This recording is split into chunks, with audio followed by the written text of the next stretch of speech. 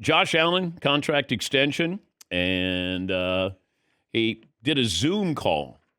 He didn't have to be introduced or reintroduced to the Buffalo media, but he was asked about, why not hold out and get even more money than he got? When you start getting these fairly big numbers throughout the entire league, it's weird to say this, but what's five more going to do for my life that I can't already do right now, right? So it's not that crazy to me, right? Like I live a pretty good life. Got a house, got a car, we're good. Okay, got a house and a car. And then he also talked a little bit further about how much money he was making and how that would affect the team.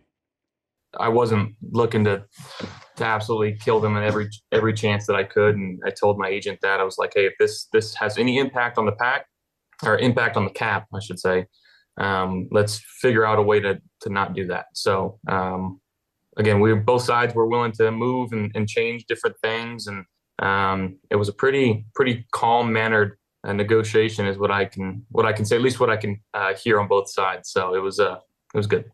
Good social media reaction to this that, hey, I make enough and just pay me what, and a lot of these athletes want to get paid. Like that's the respect you get. Like how much of the bag did you get? He got the whole bag. He got a Brinks truck. But like Patrick Mahomes, you haven't heard him say, hey, Dak Prescott's making that money? You haven't heard him say that because he knows what his salary means to the possible continued success for this team. And I think it's easy to be greedy in a situation and say, I may never be in this situation again. Or why not get the most that you can? The only position I would take if I was Josh Allen is, what are we doing with the money that I might be leaving on the table? Can I be involved in those conversations? Like Tom Brady.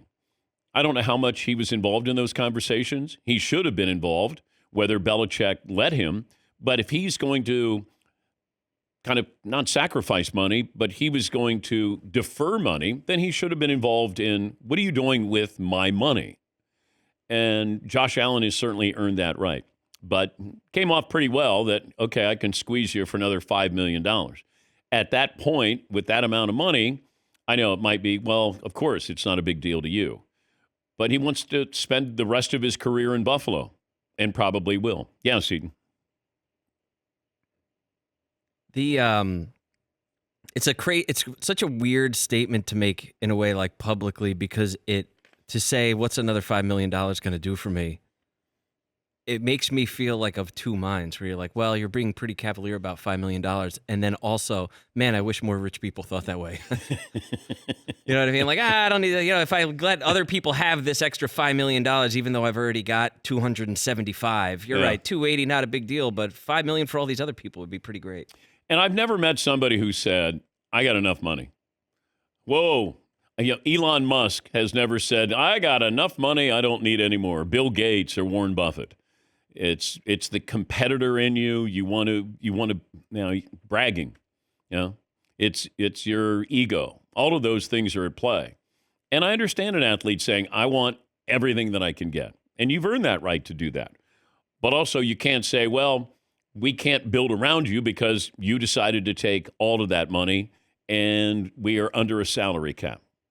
Like, I don't know if anybody said to Shohei Ohtani, hey, do you need to have that much money?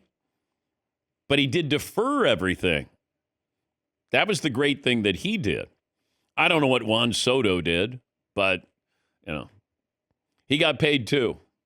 Vlad Guerrero is going to get $500 million. Crazy.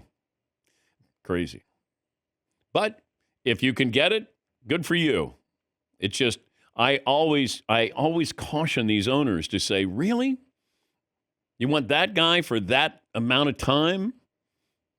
Are people coming out to see him? Like, how do you get your money back unless you're winning a World Series? Like the Mets and Steve Cohen. Sometimes it seems like he has no clue what he's doing. But in business, he knows what he's doing. But when it comes to these things, they're like, they're playing fantasy football, but they're playing real life fantasy baseball and football. Like, I want that guy and that guy and that guy. And, you got to pay him. Okay, no big deal.